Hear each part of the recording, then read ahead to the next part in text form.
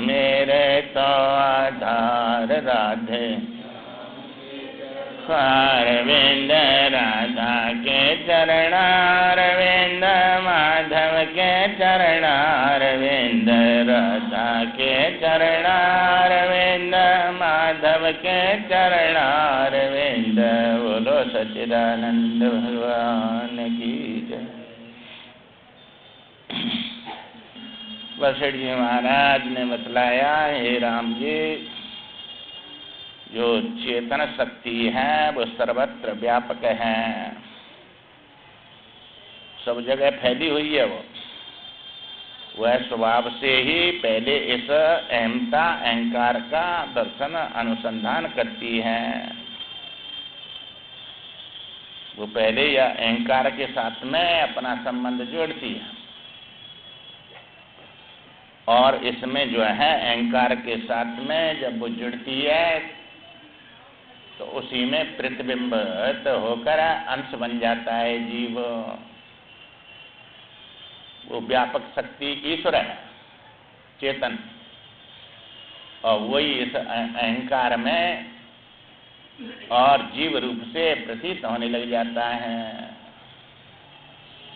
जैसे ये कई सूर्य है, अनेक घड़ाओं में पानी में वो अंश रूप से दिखने लग जाता है।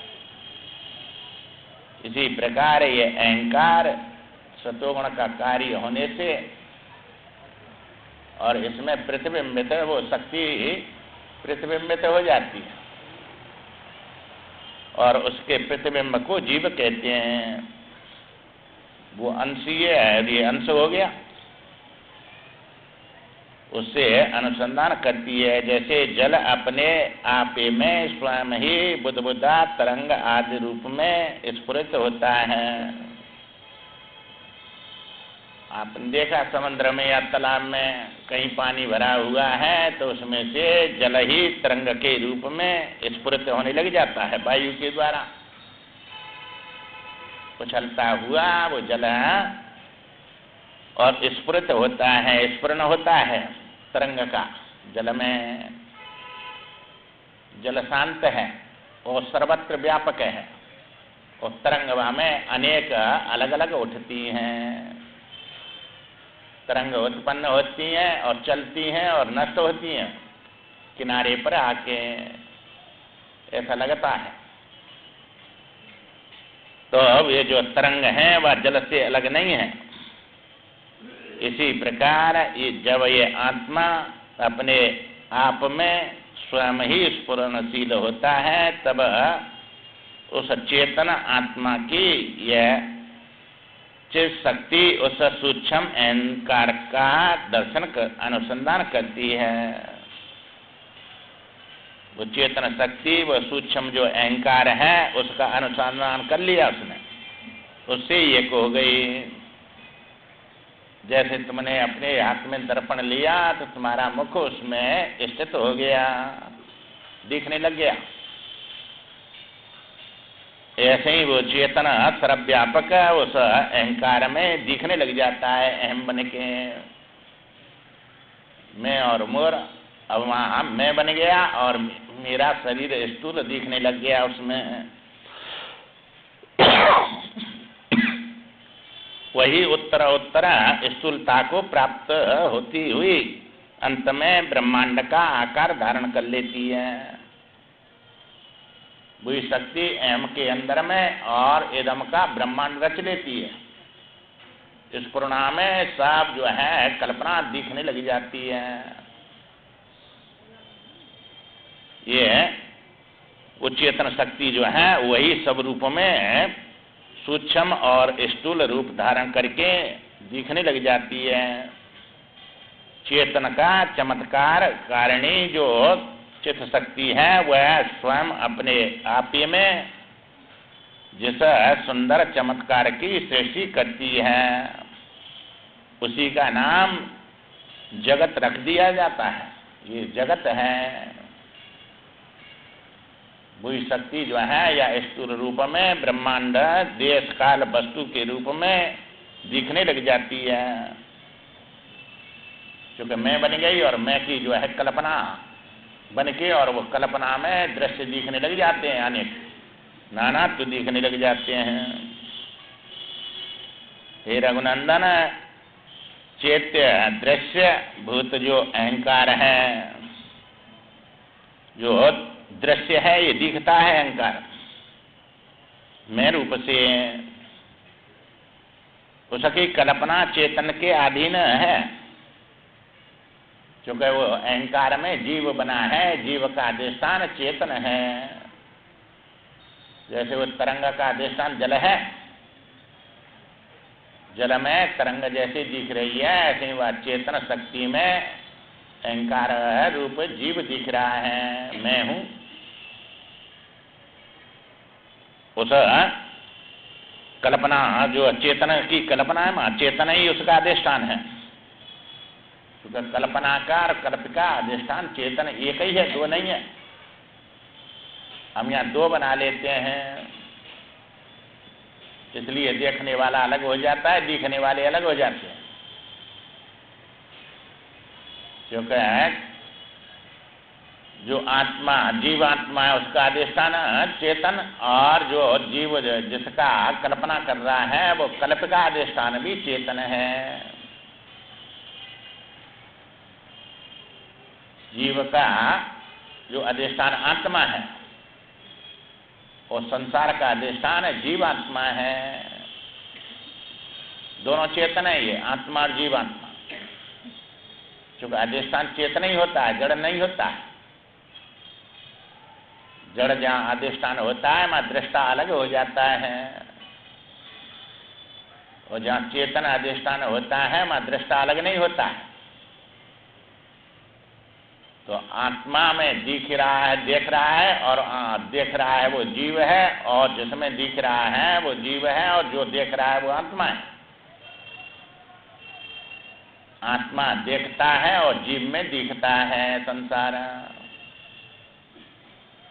जैसे कहते हैं रस्सी में सर्प थोड़ा दिख रहा है, हमारे अंतःकरण में दिख रहा है।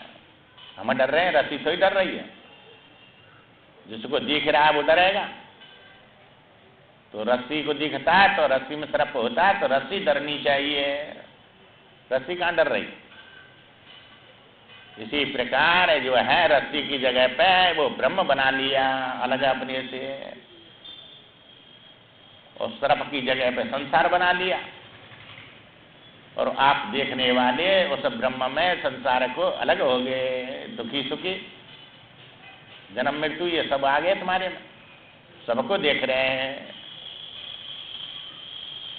जब तक आपको जो है कल्पिका और कल्पना का अधिष्ठान एक नहीं होगा, एक नहीं समझेंगे, जब तक संसार नहीं जाएगा।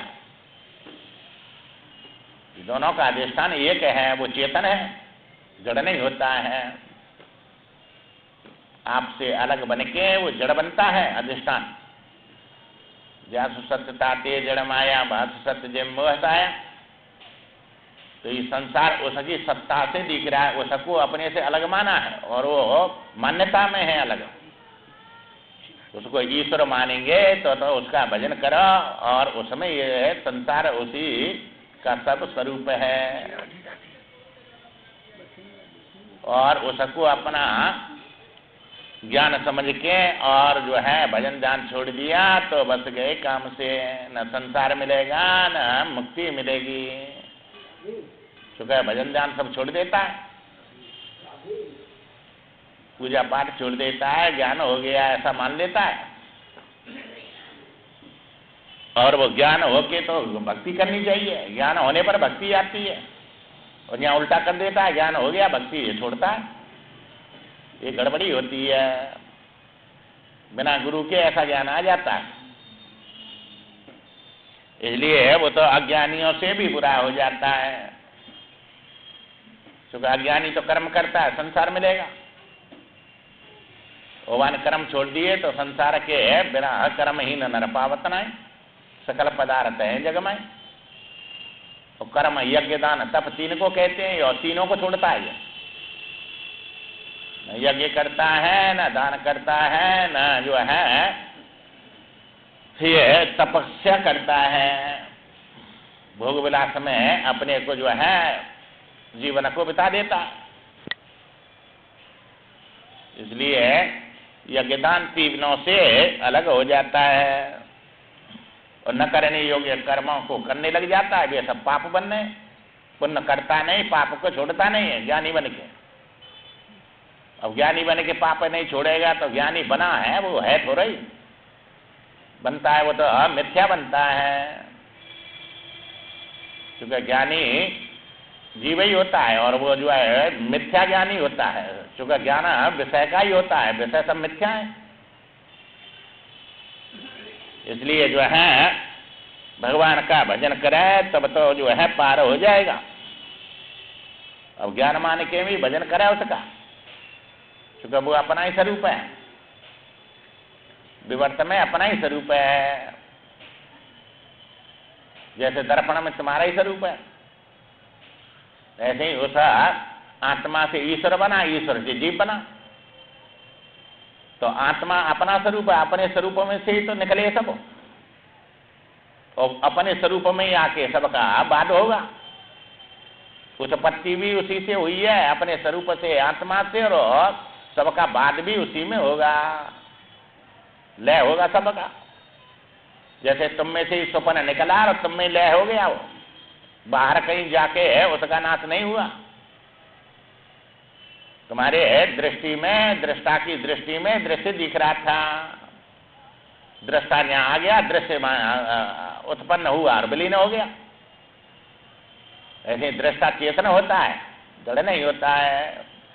और दृश्य सब जड़ रूपम दिखते हैं वे विवेक न होने से। वास्तव में वे दृश्य और दृष्टि वे भी जड़ नहीं है, परंतु जड़ दिखती है। ये शरीर जड़ दिख रहा है, जड़ नहीं है। जड़ दिख रहा है बिना विचार के, और विचार में चेतन है। ये कण भी नहीं है इसका जो है शरीर का। चेतना पूरी रहा भरपूर। अविद्या कहाँ से आई रे? अविद्या का नाम जड़ता है। और भरपूर है चेतन, कोई ये नहीं एक कोने में या एक देश में हो, सब जगह सर्वत्र है। चित्त शक्ति सर्वत्र बताएगी नहीं, वही सब ब्रह्मांडों का रूप धारण करती है। जब चेतन ही सब रूप में तो धारण कर रहा है तो चेतन ही माना जाएगा, जड़ कहाँ है वहां?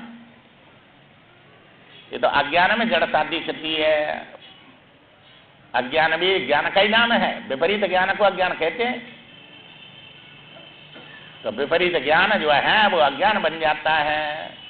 तो अज्ञान नाम की वस्तु ही नहीं है कोई। तो ये रस्सी है ये भी ज्ञान है, और ये सर्प है ये भी ज्ञान है, ये आकाश है ये भी ज्ञान है, और ये नीलिमा ये भी ज्ञान है।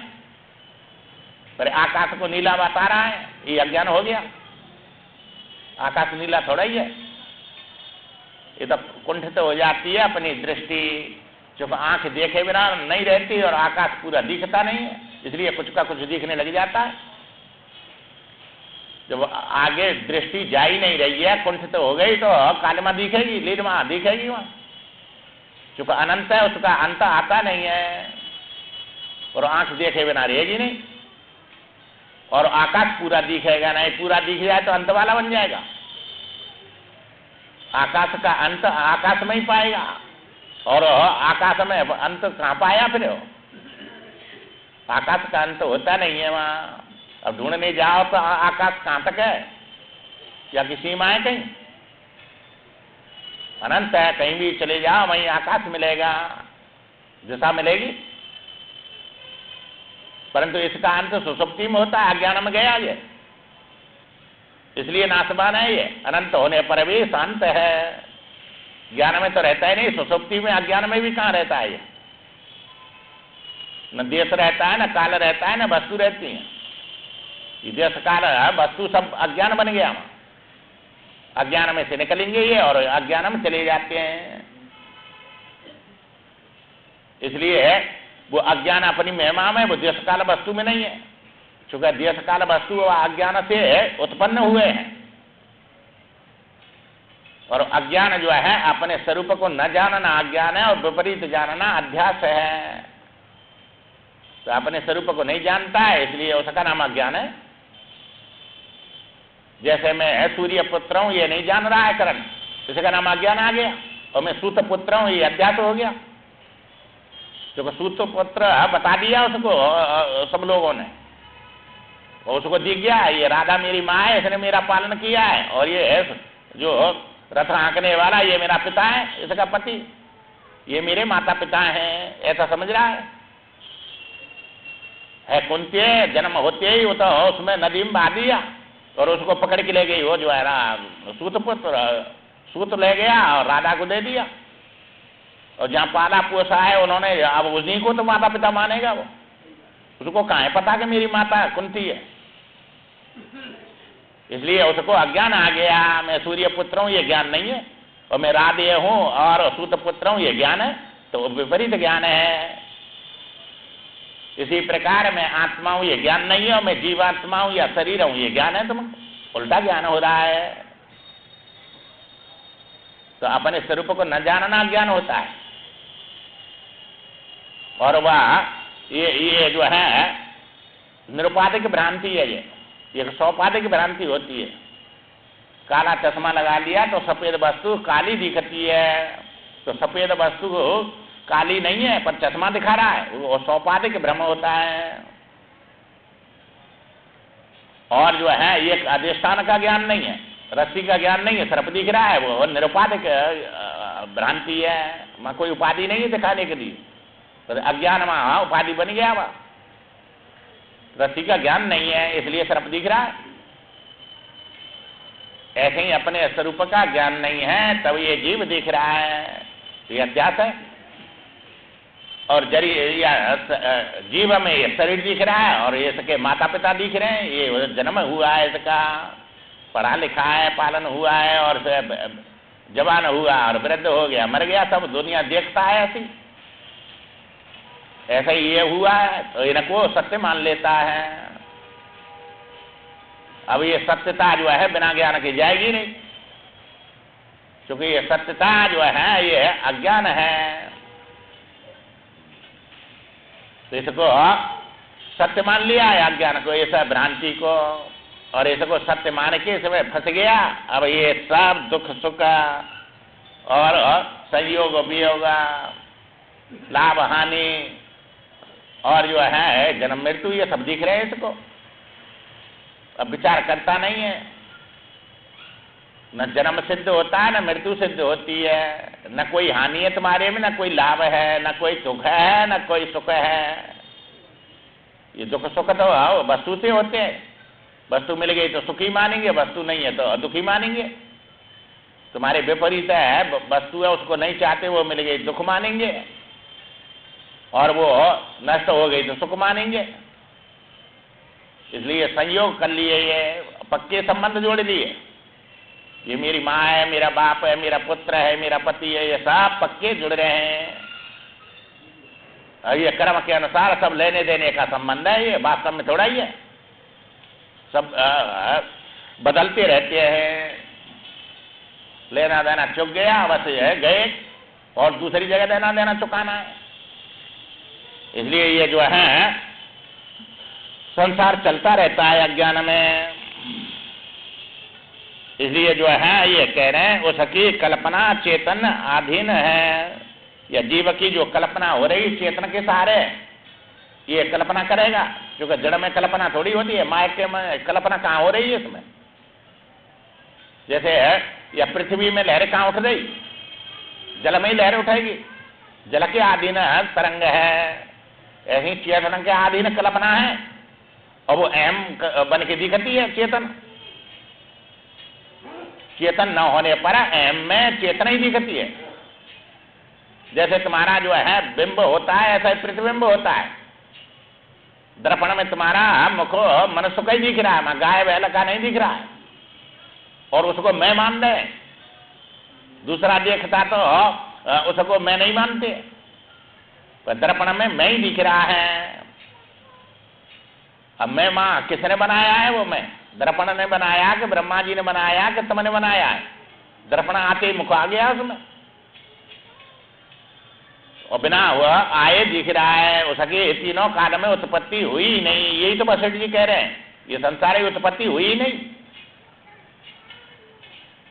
अब आप दर्पण में उत्पत्ति आप बता दें, सिद्ध कर दें, तो यह संसार को भी सिद्ध कर देंगे, दुख सुख मृत्यु को सबको सिद्ध कर देंगे। सिद्ध करके दिखाओ, सिद्ध होता ही नहीं है। ये तमाम दृष्टांत दिए हैं, इनमें से कोई भी सिद्ध नहीं होता है।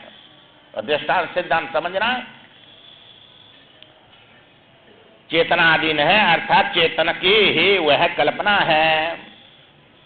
चेतन ही कल्पना करता है तो वृत्ति लेके मैं हूं ये देखता है। क्योंकि चेतन जो है अद्वैत है, उसमें दूसरा तो है नहीं। किसको देखेगा? दूसरा होता देखता, उसके आंख होती और बुद्धि होती, आंख होती तो देखता, बुद्धि होती जानता।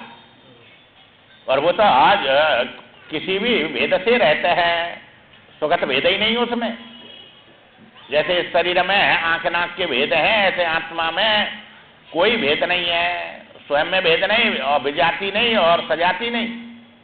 तीन भेद होते हैं, तीनों भेदों से रहते हैं आत्मा।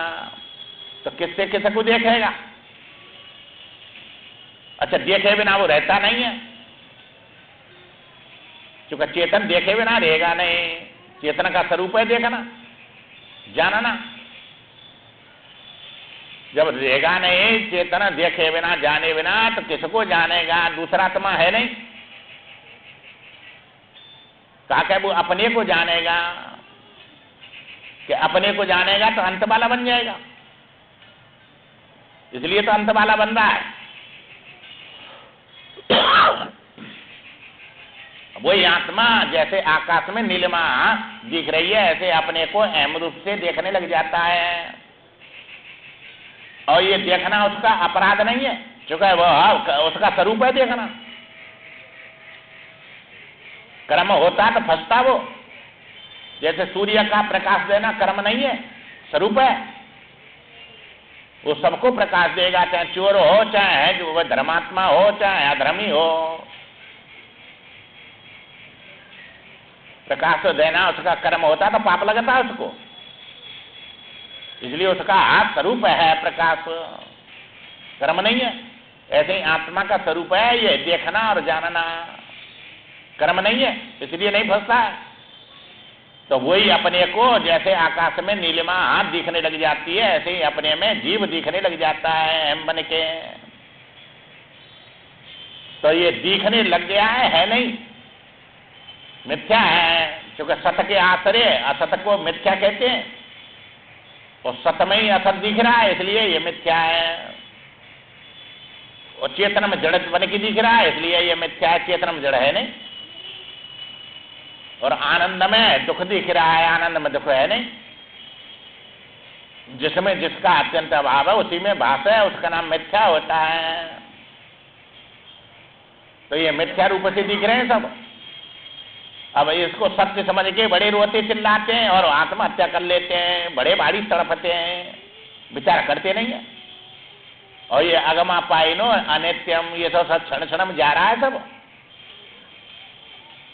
इसलिए बिना विचार के बड़े दुखी होते हैं। और जो सत्संगी हैं वे विचार कर लेते हैं, ये सब मिथ्या है, इसके लिए क्या रोना धोना। सत्य का नाश होता नहीं, असत्य की मृत्यु होती नहीं है। सत्य की उत्पत्ति नहीं और असत्य का जो है मृत्यु नहीं। जब हाथू ही नहीं तो मरेगा कहां से वो? तो सत्य पहले से ही मौजूद है, तो जन्म कहां होगा उसका? इसलिए आत्मा का जन्म नहीं हुआ, और जीव कभी या शरीर कभी मरता नहीं है, पर मरता हुआ देखता है, ये मर गया। तो क्या मरा उसमें से? अब तो मैंने मृत्यु देखी है, तो देखने वाला कहां मरा? अब दिखने वाला तो ये पांच भूत हैं, ये पांच भूत मिल गया, ये भी कहां मरे? तो ये वियोग और संयोग इनसे करके और इनको सत्य समझ के और जो है इनको दुखी सुखी होता रहता है। चेतन की ही वह कल्पना है, तथा तन्मात्रा आदि जो जगत है उसकी कल्पना अहंकार के अधीन है। ये जो तन्मात्राएं पांच शब्द स्पर्श रूप रसगंध, ये है तन्मात्रा या स्थूल से पहले हैं, वे कारण है, ये कार्य है। और ये जो है ये तन्मात्रा जो है अहंकार के अधीन ही है। इसलिए शब्द स्पर्श रूप रस गंध जो कुछ सुनता है ये अहंकार जीव सुनता है ये इंद्रियों को लेकर।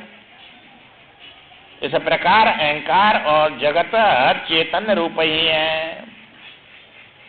क्योंकि मिट्टी से बना गढ़ा कोई सोना नहीं होता है, मिट्टी ही होता है। जो वस्तु जिससे बनी है वो वही का स्वरूप होता है। ईश्वर से अंश है तो अंश अंश ही ये कही है मां, सोने का अंश सोना ही होता है कि चांदी और तांबा होता है? तो ईश्वर का अंश जीव ईश्वर ये चेतना मतलब सहज सुख राशि, इसलिए बता रहे हैं। जीव भी जब दुखी सुखी नहीं है तो आत्मा कहां से हो जाएगा? ये तो दुख सुख कल्पना में बुद्धि से अपने को मानता है दुखी सुखी, है नहीं? तो मान्यता सब अज्ञान है, अमानित तो ज्ञान है। ये बार बार सब शास्त्र बता रहे हैं। अविवेक से फंस गया, अब विवेक से निकलेगा। ये ऐसे खड्डा में पड़ा है, इसमें बड़े दुख पा रहा है, अंधकूप है ये, इसमें तड़फ रहा है, वैसे निकला जाता नहीं है। जो कोई महापुरुष आता है विवेक रूपी रस्सी से इसको निकालता है, तब अपने स्वरूप को प्राप्त होके और आनंद को प्राप्त होता है। नहीं इसी में पड़ा हुआ जन्म जन्म से तड़पता रहता है। अब निकलना है तो सत्संग सुनना ही पड़ेगा। और हाल हाल समझ में आता नहीं है ये, अब बहुत काल तक सुनते रहे इसको, और मोह तब ही जाएगा। और ये सब छपरा है आगे जाके, अब ये रास्ता बन गया आपका, ये छूटेगा नहीं, अब पहुंच लेंगे। बस आने लग जाओ, बस जो है रोज समझ में आवे चाहे नहीं आवे, बैठ जाओ। बड़ा कीमती है ये, बड़ी कमाई है तुम्हारी। ऐसी कमाई दुनिया में कहीं नहीं है, सब छोड़नी पड़ेगी वे कमाई। तो ये सब दूसरों के लिए कमाई है ये सब, और दूसरों का भी लिया है इसलिए कमा रहे हैं उसको। उनको बोल दो भाई हमारी 24 घंटा में तुम 23 घंटा ले लो हमसे, खूब 1 घंटा हमको दे दो अपने कमाने के लिए, क्योंकि आगे जाके भूखा बनना पड़ेगा नहीं, और आगे चुका देंगे, तुम्हारी ब्याज सहित देंगे। कोई माल थोड़े मार रहे हैं हम किसी का, इसलिए इनका भी चुकाना है और अपने लिए भी कमाना है। कमाएंगे तब तो देंगे उसको, इसलिए यह कमाइए मत छोड़ो भाई, ये सबक समझ में नहीं आती है। क्योंकि जो है जो सत्य है, जो कमाई है वो अपनी, ये वृद्धावस्था में तो अपनी कमाई करनी है, जवानी में तो कोई करने नहीं देता है। इसलिए वृद्धावस्था भगवान ने अपने लिए कमाने के लिए बनाई है।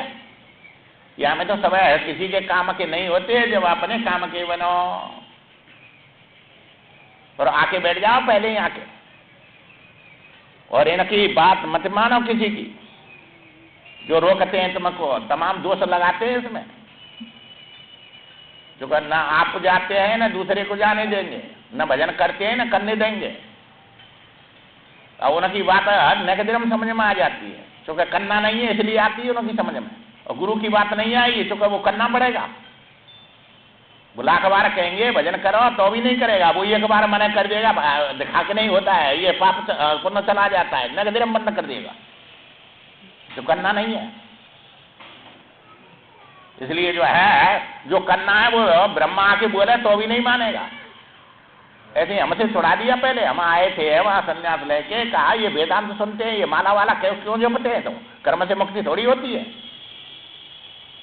हमने कहा हमें तो मुक्ति चाहिए, वो कर्म से होती नहीं है, तो हमने भी छोड़ दिया माला। ये कह रहा है तो ये है, आओ ये तो पहले से यहाँ है, जाने के ही कह रहा होगा, इसलिए जो है अब हमें मुक्ति चाहिए, और कर्म से मुक्ति होती नहीं है, तो हम क्यों करें कर्म। तो ये है ज्ञान हो गया, आप ब्रह्म है, बस अब कुछ करने की जरूरत नहीं है, ऐसा मान लिया हमने उसके कहने से। अब जब एक दिन गए माँ हरिद्वार, और माँ से हमारे महाराज जी के साथ में और सेवा में रहते, और ऋषिकेश में कैलाश आश्रम में माँ छोटे महाराज जी थे, वे सब वहाँ में है, पूरे उत्तर प्रदेश में सब ज्ञानियों में श्रेष्ठ माने जाते हैं। उनके दर्शन के लिए गए, तो स्वामी जी के साथ गए, तो भी जो है अपने रूम में माला जप रहे। उन्होंने कहा इनके हम तो रोम के बराबर भी ज्ञानी नहीं है, और ये जो है ज्ञानी है और श्रेष्ठ है, महापुरुष है ये, और माला जप रहे हैं ये हमसे माला क्यों छुड़ा दिया उसने।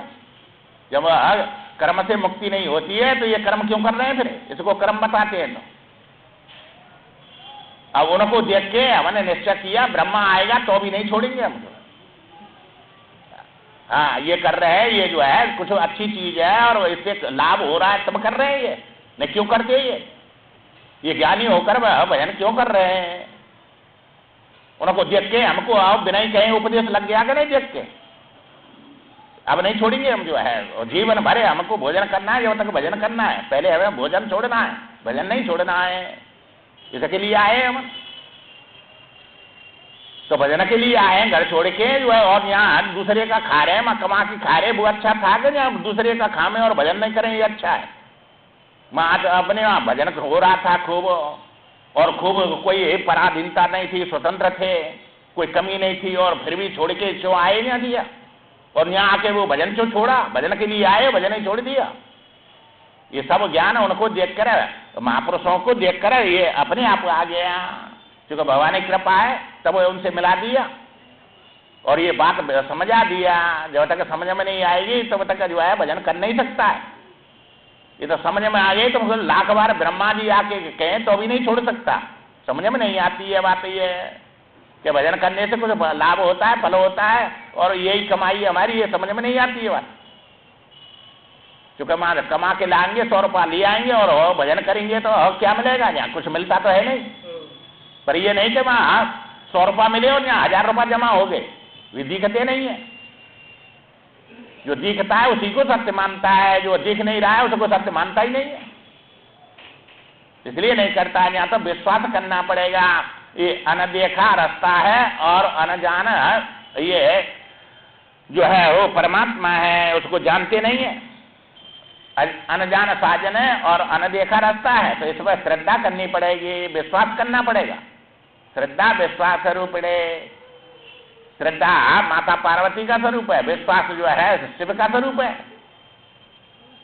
तो क्रिया शक्ति और ज्ञान शक्ति दोनों आ गए तो फिर जो है आकर कोई भी बोले श्रद्धा विश्वास हो गया और इसमें मार्ग पर चलेगा, अपना कल्याण करना चाहता है, इसलिए उसको जो है कोई रोक नहीं सकता। और ये सगे संबंधी तो न छोड़ेगा तो भी छोड़ने पड़ेंगे सब, इसलिए इनके लिए जीवन नहीं, इनसे अपने लिए जीवन लगाता है। और ये तो तुम न चाहेंगे तो भी होगा सब, ये तुम्हारे करने से थोड़ा ही हो रहा है, और न करने से हो रहा है, न करने से तुम्हारी हानि हो रही है, न लाभ हो रहा है। ये तो प्रारब्ध के अनुसार हो रहा है सब, और ये करना पड़ेगा, तुम्हें सत्संग करना पड़ता है और वो होता है और ये करते हैं। यहाँ आए और उसमें जाना पड़ेगा, इसलिए ये तुम्हारे हाथ में, आओ मत आओ, बुरी जगह पे जाओ, कुछ भी करो, कर्म आपके हाथ में और फल इसका ईश्वर के हाथ में। एक एक क्षण में फल कर्म के अनुसार जमा हो रहा है तुम्हारा। अब विपत्ति जमा कर रहे हैं कि संपत्ति, तुम्हारे हाथ में। यहाँ अर्थात मन की चेष्टा संकल्प रूप जो सारा सूक्ष्म जगत है वह शून्य ही है। जैसे आभूषण शून्य ही है, सोना ही सत्य है। आभूषण और सोना दो सत्य होते नहीं, सत्य तो एक ही होता है।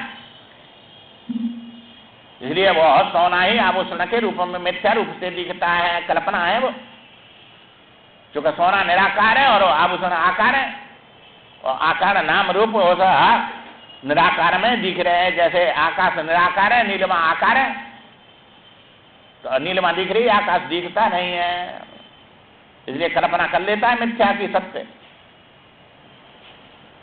तो ये शून्य ही है। तथा इंद्रिय और उनके अधिष्ठाता देवताओं का निवास भूत जो साकार एवं स्थूल विश्व है वह भी शून्य ही है। जो इंद्रियों के देवता बैठे हुए हैं सब पीछे, उनके बिना तो ये ना देखना सुनना कुछ होगा ही नहीं। तो ये सब जब शून्य है तो ये भी शून्य ही है, वे कल्पना है, सब बनाई गई है ये सब, क्योंकि दोनों ही चेतन के चमत्कार रूप चेतन ही है। इस चेतन का चमत्कार है, विलास है, इसलिए सब एक ही तत्व है, हमारा दो है ही नहीं, दूसरा शून्य है और एक तत्व है। तो तत्व सत्य होता है, शून्य है असत्य होता है, कुछ होता ही नहीं है, या फिर वो शून्य रूप में वही दिखता है। इसलिए वे चेतन से भिन्न नहीं है। जो वस्तु जिस वस्तु का विलास होती है वह उससे कभी भी भिन्न नहीं होती। जैसे स्वप्न तुम्हारे दृष्टा का विलास है, वहां दृष्टाई दृष्टि से दृश्य रूप में बन के दिख रहा है, सब मतीन नहीं है, ये कई 3 रूप धारण कर लिया। दृष्टाई दृष्टि से दृश्य रूप में बन के दिखता है, विलास है उसका। तो जो जिससे बना है वो उसी का रूप है। चूंकि उसका रूप नहीं होता तो जहां जग के दृष्टा आया तुम्हारा स्वप्न में थे तो वो दृश्य वही रहना चाहिए था, अलग होता तो दृष्टा में से निकला, दृष्टा में लीन हो गया, बस दृष्टा यहां आ गया। वो देख रहा था तब भी दृष्टा ही था, और नहीं देख रहा है जग के तो भी दृष्टा रहा। दृष्टा का बाद कहां हुआ? तो शून्य का और असत का बाद हो गया। चेतन सत्य है इसलिए उसका बाद नहीं हुआ, और वो अपने स्वरूप में यहाँ आ गया। ऐसे ही तुम्हारा जो है ये जो कुछ दिख रहा है वो सचेतन से उसका विलास है, ये उससे अलग भिन्न नहीं होता। अवयव युक्त जल आदि के विलास भूत तरंग आदि में भी ऐसा ही देखा गया है। जो अवयव वाला जो जल है जो तुमको दिखता है आकार वाला, और उसमें जो तरंग उठती हैं वे भी आकार वाली हैं। तब ये तरंग जल से अलग नहीं है। तो जो अवयव जल है वही तरंग के रूप में दिख रहा है। जल और तरंग 2 चीज नहीं है, 2 चीज कर दें उनको। तरंग जल से हाथ नहीं लगाना, तरंग उठा लाओ तो आएगी तरंग वहां से। तरंग होती तो आज ले आते उसको, तरंग है ही नहीं। ऐसे ही ये संसार होता तो इसको पकड़ लेते। तो कहां पकड़ में आ रहा है ये? जो पकड़ा ना जाए उसका नाम आत्मा, जो छोड़ा ना जाए उसका नाम आत्मा, जो पकड़ा ना जाए उसका नाम अनात्मा। ये शरीर तुमने पकड़ रखा है कि छूटा हुआ है? पकड़ा होता तो इसको वृद्ध नहीं होने देते। क्षण में जो है जा रहा है, ये कहां पकड़ रखा है? ये सब छूटा हुआ है। चूंकि अनात्मा है, आत्मा को अनात्मा को पकड़ नहीं सकते। होती तो पकड़ लेते उसको। कितने भी दौड़ो छाया को पकड़ लियो तुम जो है, कितने जन्म में और कितने जन्म में पकड़ लेंगे उसको। होती तो पकड़ में आ जाती है ही नहीं, जब कहां से पकड़ में आएगी। इसी प्रकार जो है अपना आत्मा छूटता नहीं किसी का। मैं उस काल में नहीं था ऐसा किसी ने देखा नहीं, और मैं जड़ था ये भी नहीं देखा किसी ने। ना अपनी जड़ता देखी, ना अपनी जो है मृत्यु देखी, और वास्तव में न अपना आत्मा का दुख देखा। ये तो हर जीवात्मा शरीर को लेकर मानता है जे, क्योंकि वह आनंद में दुख कहाँ है, वह चेतन में जड़ता कहाँ है, वह सत्य में मृत्यु कहाँ है। ये उल्टा ज्ञान हो रहा है। तो मरने वाला समझ रहा है, अज्ञानी समझ रहा है, दुखी समझ रहा है। तो ये ना समझिए। अब इसी को बता रहे हैं, ये सब कल्पना है। सदा अचेत अदृश्य अथवा रूप से रहता, नाम रहता और सर्वव्यापक चेतन शक्ति का जो रूप है उससे स्फुरत प्राप्त करने वाले जगत का भी वही रूप है। जो वो चेतन शक्ति है वही तो सब रूप में दिख रही है। तो ये जो है उसको न जान कर विपरीत देख रहा है, ये उसका ज्ञान नहीं है। उस के रूप में देखना ज्ञान है और ये विपरीत देखना अज्ञान है। सब उससे अलग नहीं है, क्योंकि है तरंग। ये सब दृष्टांत दे दे कि समझ आ तो रहे हैं भाई। जल से अलग है जो है तरंग नहीं है, ऐसे ही वह चेतन शक्ति से अलग है, ये संसार नहीं है। मैं मेरा कुछ भी नहीं है, वह आत्मा से अलग है। और मैं मेरे को लेके मैं बने के मेरे से दुखी हो रहा है।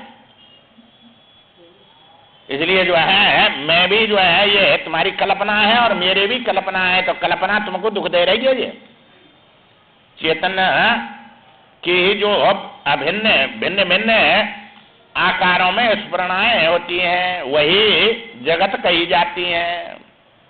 चेतन में स्फुरण हो रहा है, चूंकि ये सृष्टि जो है स्फुरणात्मक है, ये द्रव्यात्मक नहीं है। जैसे तुम्हारा स्वप्न है जो है स्फुरण हुआ है वहां, वो द्रव्य नहीं है वहां। ये कण भी तुम जो है मिट्टी का या जल का या पानी वो उसका किसी का ला दो वहां से, जड़ चेतन सब मिथ्या स्फुरण है तुम्हारा। दादाजी देख रहे हैं 10 साल पहले राख हो गई शरीर की और अब ये मर गए और स्वप्न में बात कर रहे हैं, तो वो स्फुरण होके वही स्फुरण तुम्हारी जो है दादाजी बने की बात कर रही है। और ये संसार छोड़ दिया, मैं नया संसार रच लिया, तो वो जो है तुम्हारे अंदर से निकला कहा बाहर बनाया किसी ने, वो सब तुम्हारे अंदर से निकला। ये स्वप्न इसीलिए बनाया भगवान ने, इसको समझाने के लिए, क्योंकि इसको सत्य मानता है, इसके बिना मैं रह नहीं सकता। अब इसको छोड़कर नया संसार बना लिया वहां, और उसको भी छोड़ के सुसुप्ति में विश्राम में चला गया, तो इनको छोड़कर भी कितना सुखी रहता है। और ये आए बस दुखी हुए, स्वप्न में भी ऐसे ही दुख होते हैं और जागृत में हो रहे हैं। ये संसार ही दुखालय शाश्वतम जो है, ये स्वप्न तक ही संसार चलता है तुम्हारा, स्वप्न के ऊपर कहाँ है संसार। न मां मृत्यु है, न मां जन्म है, न मां कोई सगा संबंधी है, आनंद में डूब रहे। जब तमोगुण में जाके इतना आनंद होता है तो उस ज्ञान में आनंद कितना होगा। समाधि में ही उससे कितना लाखों गुना ज्यादा है आनंद, और उससे ज्यादा फिर अपने स्वरूप में मुक्ति में आनंद है। और सबको आनंद चाहिए, और ऐसा आनंद चाहिए वो कभी समाप्त नहीं हो, सब देश में मिले, सब काल में मिले, और बिना परिश्रम के मिले, और जो है पराधीन नहीं हो, और उसका ज्ञान होना चाहिए, अज्ञात नहीं हो। ऐसे 5 लक्षण वाला आनंद सब चाहते हैं, और वो 5 लक्षण वाला आनंद तुम्हारे पास है, तुम्हारा स्वरूप है, बस वो नहीं जानते, इसलिए वो जो है तुमको ये दुखी होके और संसार में डुला रहा है, भटका रहा है, उसके लिए दौड़ रहे हैं आनंद के लिए। गोपियां कहती हैं, हे कृष्ण तू हमारी आत्मा है, हम अपनी आत्मा से जब ते बिछड़े हैं तब ते तुम्हारे लिए रो रहे हैं। इसलिए अब आत्मा को भूलकर जीवात्मा बन के और संसार में आनंद के लिए दौड़ रहा है, खोज रहा है, रो रहा है उसके लिए। कितने जन्म बीत गए, वो आनंद मिलता नहीं है, होता तो मिल जाता, इसलिए उसके लिए तड़प रहा है। यह जगत उस चेतन शक्ति या चेतन आत्मा से भिन्न नहीं है। हे राम जी, चेतन आत्मा का जो चैतन्य है उसी को जगत समझो। चेतन का जो चैत्य है, दिखता है, उसको आत्मा ही समझो। चूंकि वही देखता है, वही दिखता है, भाषक वही, प्रकाशक वही, सतरूप से दिखने लग जाता है, चेतन रूप से देखने लग जाता है, तो यहाँ जीव बन गया, वहां जगत बन गया। जैसे तुम्हें दिख रहे हैं, तुम्हें देख रहे हैं दर्पण में, ऐसे तुम्हारी वृत्ति में तुम्हें दिख रहे हैं और तुम्हें देख रहे हैं। वृत्ति में दिख रहा है, वृत्ति में ही देख रहे हैं। वृत्ति न हो तो ना तुम देखेंगे ना देखेंगे, ये वृत्ति आ गई बस। इसलिए भगवान कहते हैं, कहता कोई संकल्प मत करो, कोई मन के द्वारा चिंतन मत करो, और चिंतन नहीं रुकते हैं तो मेरा स्मरण करते रहो, बस कल्याण हो जाएगा। अब चिंतन रुकते नहीं है ये, इसलिए या तो कोई चिंतन मत करो, आत्मा में स्थित है, कोई दुख नहीं तुम्हारे अंदर, और चिंतन आए बस दुखी सुखी भय, ये चिंतन रुकते नहीं है, इसलिए दुखी सुख जाते नहीं है। ये चिंतन ही तो तुम्हारा यही तो जो है कल्पना है, और ये कल्पना ही दुख देती है। जैसे बच्चा कल्पना भूत की करके डरता है, बच्चा क्या बूढ़े बूढ़े सब डरते हैं, ये एकांत में होंगे रात में, बड़ा डर लगता है भूत ना आ जाए, भूत से डरते हैं, और वो कल्पना का भूत दिखने भी लग जाता है, और वो बड़ा डर आता है, सो नहीं सकता। ये चेत्य है, यही दिख रहा है, वही देख रहा है, वह चेतन जगत से पृथक नहीं है। यदि चैतन्य को जगत से अलग माने तो भिन्न माना जाए तो चित्त चित्त नहीं रह जाएगा। भाई चित्त के आश्रय, चेतन के आश्रय तो ये सब दिख रहा है, उसको इससे अलग मान दिया जाए तो फिर वो चेतन नहीं रहेगा। जो कहे ये जितने भी भेद हैं वो ज्ञान के बिना भेद नहीं होता है, और भेद के बिना ज्ञान रहता है। ज्ञान का नाम ब्रह्म है। ये भेद जो है ये जितना ज्ञान में ही हो रहा है सब। भान के बिना कोई भेद नहीं होगा। सबका भान हो रहा है कि नहीं? ये सब यहाँ बैठे बैठे कल्पना कर रहे हैं, सब दिख रहा है। मैं हरिद्वार देख रहे हैं, अमेरिका देख रहे हैं, लंदन, जो जो सुने उनको जो याद आता है जो देखने लग जाते हैं अपने कल्पना में। तो ये सब भेद दिख रहे हैं, ये भान के भान में ही हो रहे हैं तुम्हारे में। और भान जो है वो भेद दिखाता है, और भेद के बिना भान रहेगा, और भान के बिना भेद सिद्ध नहीं होगा। तो भान ही जो है तुम्हारा भेद बन के दिख रहा है, कोई और है? भान का नाम ब्रह्म है। जब वो भान नहीं रहेगा तो अब भान भेद सिद्ध ही नहीं होगा। इसलिए अलग नहीं है वो भान, तुम्हारा स्वरूप है। इसलिए उसी में सब दिख रहा है, और उसको अलग मानेंगे तो कोई सिद्ध ही नहीं होगा। जड़ में थोड़े सिद्ध होगा, उससे अलग सब जड़ है। इसलिए वही जो है भिन्न नहीं है माना जाए तो चित्त सिद्ध नहीं होगा, नहीं रह जाएगा। चेतन को चेतन नहीं कहा जा सकता। चेतन को चेतन नहीं कहेंगे फिर अलग मानेंगे तो अपना स्वरूप है वो। जो कि श्रुति जो है अपना आत्मा को ही जो है ये अधिष्ठान मानती है। चेतन ही अधिष्ठान होता है, जड़ नहीं होता है। जड़ अधिष्ठान होता है, मां दृष्टा अलग हो जाता है, और जो है दृश्य अलग हो जाता है। इसलिए दुख सुख उसमें बन जाते हैं सब। ये ज्ञाता ज्ञान गया रूप में प्रकट हो जाता है, क्योंकि अपने धर्म या स्वरूप भूत जगत को चेतित प्रकाशित करने के कारण ही उसको चित्त कहते हैं या चेतन कहते हैं। जो कि ये जगत को देख रहा है तब तो चेतन है वो। जड़ थोड़ी है, माया को थोड़ा ही देख रहा है किसी को, इसलिए इसको जड़ कहेंगे। जड़ थोड़ी देखेगा, तो वो सबको देख रहा है, इसलिए चेतन कहते हैं उसको। और वही दिखता है, वही देखता है, इसलिए जगत प्रकाश प्रकाश कराम माया धीश ज्ञान गुण धाम। तो वही जो है जगत के रूप में दिखने लग जाता है, वही देखने लग जाता है। जैसे तुम्हें दर्पण में देख रहे हैं और तुम्हें दर्पण में दिख रहे हैं, इसलिए दो नहीं है, मां एक ही है। उपाधि के कारण ये सब आ जाता है। इसलिए आगे बड़े बड़े विचार आएंगे, इसमें दृष्टांत दे दे के समझाएंगे ये बसरी महाराज। इसलिए जो है बार बार सुनते रहो। अब 1 महीना है तुम्हारे सब निश्चय हो जाएगा। ये रोज श्रद्धा से सुनेंगे तो बड़ी संपत्ति है ये, और बड़े आगे जाके काम देगी, तुम्हारी बड़ी धनी बना देगी, सब दुख से पार कर देगी। ऐसी संपत्ति और कहूँ दुनिया में है नहीं भाई। और ये तो भगवान की माता जी की बड़ी कृपा है, तो यहाँ सत्संग सुन के ये माता शास्त्र और महापुरुषों के द्वारा सुनाई पड़ रहे हैं। ये बड़ी संपत्ति है, इसके लिए प्रमाद मत करो।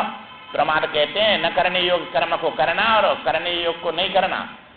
जो है समय हो जाता है 4:45 से और आता है 6 बजे तो 4:45 बजे, तो 4:45 बजे आके छोरे सत्संग सुने जाएगा। वो 4:45 बजे आके बैठेगा, तब जो है श्रद्धा होगी तो पहले ही आ जाएगा। अब श्रद्धा नहीं है, इसलिए वो हम प्रमाद करता है। प्रमाद हो मृत्यु, बस ना उसको सुनना है ना उनको जो है कुछ लाभ लेना है, इसलिए उसी में अपने जीवन को बिताता रहता है। आगे विचार कर लेंगे। श्रीमन नारायण नारायण नारायण भजमन नारायण श्रीमन नारायण नारायण नारायण श्रीमन